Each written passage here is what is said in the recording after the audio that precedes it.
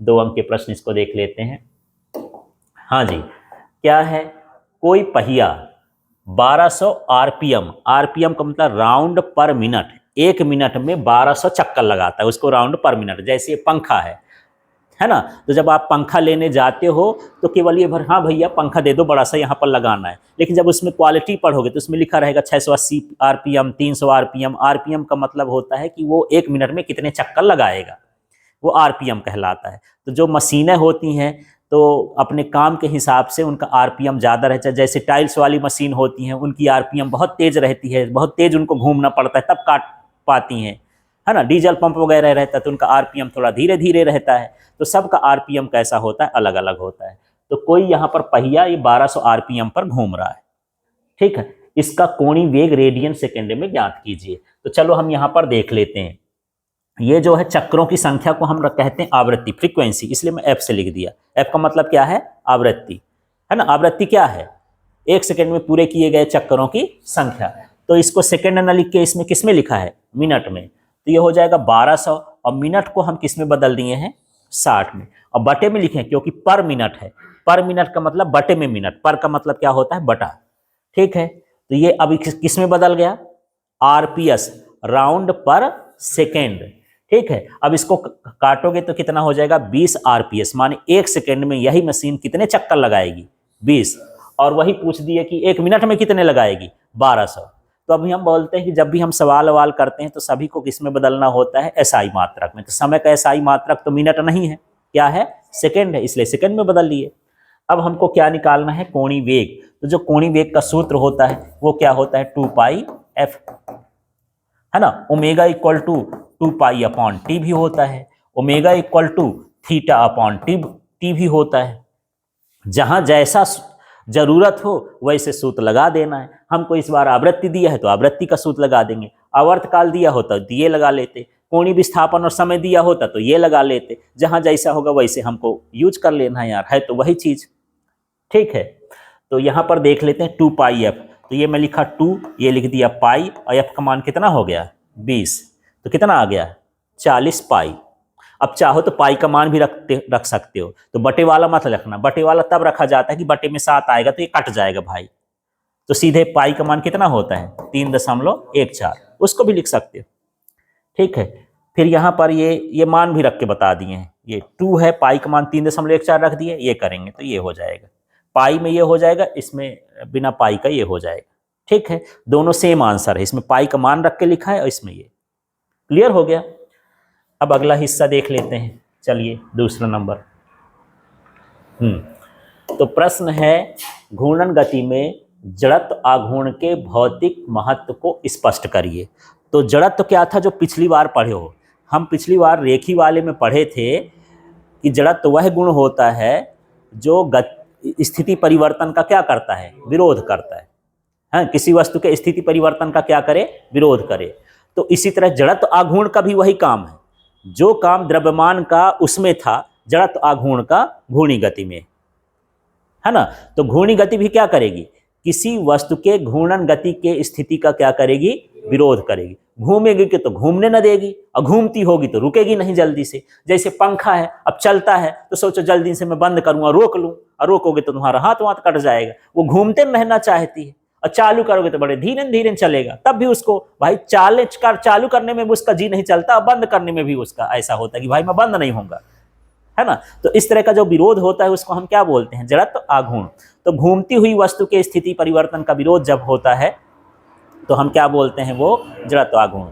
तो वही महत्व है जिसमें रेखीय गति में द्रव्यमान का जितना महत्व होता है, वैसे घूर्णी गति में किसका होता है, जड़त्व आघूर्ण का। तो यही है, रेखीय गति में द्रव्यमान वस्तु की रेखीय गति के अवस्था में परिवर्तन का विरोध करता है, वैसे जड़त्व आघूर्ण घूर्णन गति में परिवर्तन का क्या करता है, विरोध करता है।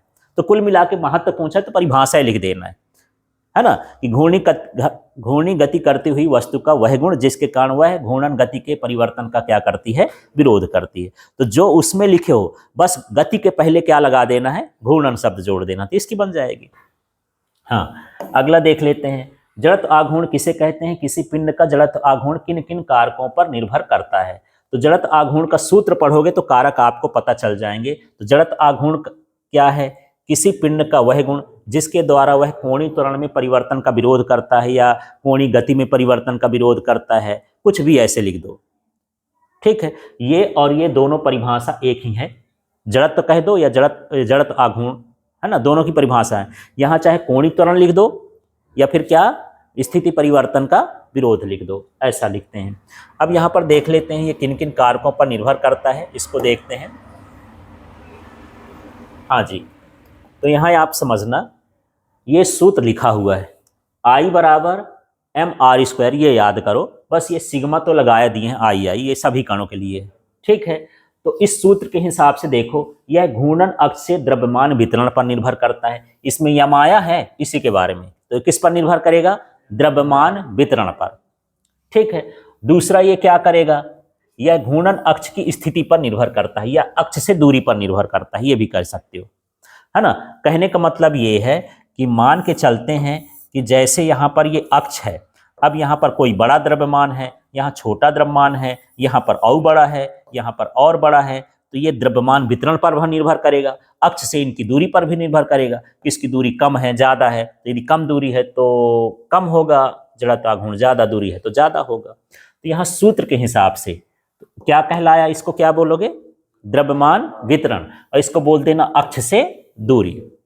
ठीक है, तो दो चीजों पर ये क्या करता है? निर्भर करता है। अगला प्रश्न इसका देख लेते हैं, चौथा वाला देख लो यार।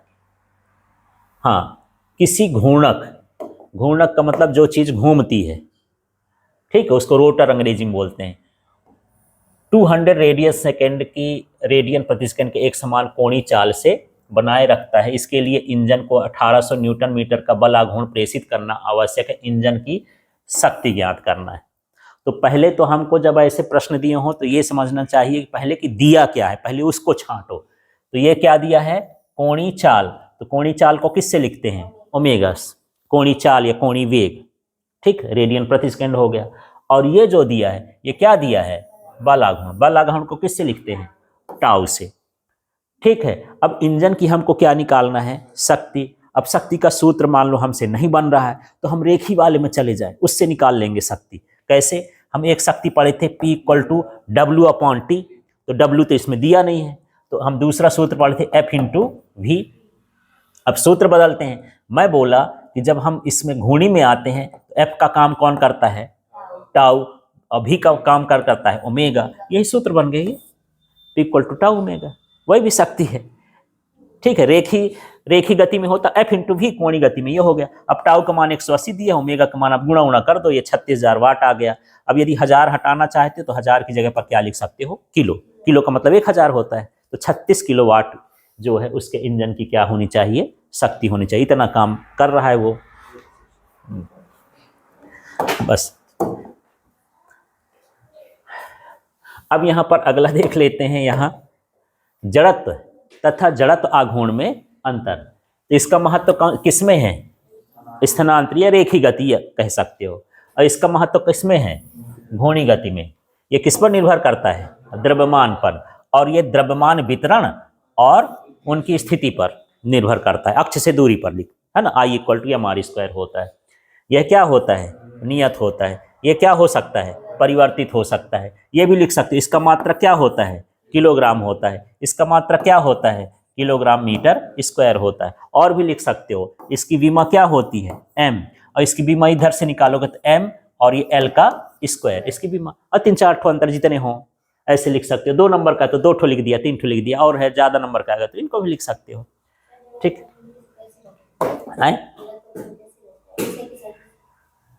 आदिश है, दोनों आदिश हैं। ठीक है, अब यहाँ पर देख लेते हैं इसको थोड़ा सा। 6वां नंबर देखते हैं। 6वां नंबर है कोणीय संवेग संरक्षण का नियम लिखिए तथा इसे सिद्ध करिए। 5 मिनट और देखते हैं। तो यहाँ पर देखिए, कोणीय संवेग के संरक्षण का नियम। तो जो रेखी संवेग है इसको मत पढ़ो, रेखी वो वाला चैप्टर अच्छे से तैयार करो, सब हो जाएगा। उसमें क्या था? यदि बाह्य बल न लगाया जाए तो रेखी संवेग नियत होता है। इसमें बस बल के आगे बल आघूर्ण जोड़ो और रेखी की जगह कोणीय जोड़ो, तो क्या बन जाएगा? यदि किसी पिंड पर बाह्य बल आघूर्ण न लगाया जाए, कोणीय संवेग नियत रहता है। और उसका सूत्र लिखे थे क्या? dp/dt। F बराबर, फिर F को क्या मान लिए थे? 0। तो ये dp/ क्या था? डी टी, फिर D2 को भी इधर भेजे थे तो DP इक्वल टू क्या हो गया 0, P इक्वल टू क्या हो गया था नियत। अब इसको बदलते हैं यार, F की जगह पर क्या लिख दोगे टाउ, इसकी जगह पर क्या लिख दोगे L, बस काम खत्म। तो यहाँ पर यहाँ भी क्या आ जाएगा L, यहाँ भी आ जाएगा L, नियत हो गया, यही सिद्ध कर देना। ठीक है, तो उसको याद करोगे तो यही चीज यहाँ पर भी है। ठीक है, इसलिए दो दो आपको तैयार नहीं करना है, बस आपको यहाँ पर थोड़ा सा दिमाग लगाना है। ठीक है, इसको देख लेते हैं। कोणीय वेग एवं रेखी वेग में संबंध स्थापित करिए। तो यहाँ पर एक चित्र बना लेते हैं कि कोई वस्तु है जो वृत्ताकार मार्ग में इस तरह से चक्कर लगा रही। ठीक है, इसकी त्रिज्या कितनी है मार्ग की r, और ये जो s लिखा है, s का मतलब ये रेखी विस्थापन, ये जो थीटा लिखा है ये हुआ कोणीय विस्थापन। ठीक है, तो इस तरह से ये सारी चीजें हमको लिखना है कि माना कोई कण है जो वृत्ति गति करता है, उसका केंद्र क्या है O है, त्रिज्या r है। हाँ, समय अंतराल भी इसमें लिख सकते हो कि समय अंतराल इसमें क्या है t है। ये सारा चीज इसमें बता देना है जो भी। और जब मैं बताया कि जब आपको ये लिखने का नहीं आए तो लास्ट में जहां करके लिख देना, सीधे यहीं से चालू कर सकते हो। कण का रेखी वेग, तो रेखी वेग क्या हो जाता है ना, विस्थापन बटे समय ना होता है। यस लिख दो, एक्स लिख दो, वाई लिख दो, ये सारा कुछ लिख सकते हो। आगे बढ़ते हैं। हाँ, तो यहाँ देख लेते हैं, ये ds/dt है। s का जो मान होता है वो थीटा यार होता है। कैसे आ गया थीटा यार, देखना, कोण बराबर होता है तो कोण को किससे दर्शाएंगे, चाप ये हो गया s, कोण के सामने वाला, त्रिज्या क्या हो गई r। यहां से यदि मुझे s निकालना है तो s बराबर कितना हो जाएगा थीटा r। तो यहाँ पर मेरे पास s था, s की जगह क्या लिख दिए थीटा r। अब r तो फिक्स है, त्रिज्या मान लो फिक्स है, तो r को बाहर कर दिया। अब क्या बचा मेरे पास d θ/dt। तो ये थीटा माने क्या हुआ कोणीय विस्थापन, और dt माने क्या हो गया समय। कोणीय विस्थापन बटे समय क्या होता है कोणीय वेग, उसकी जगह क्या लिख दिया ओमेगा। ये संबंध आ गया। ये अक्सर बहुत सारा आता है कि रेखिक वेग और कोणीय वेग में क्या निकालना है, संबंध निकालना है। ठीक है।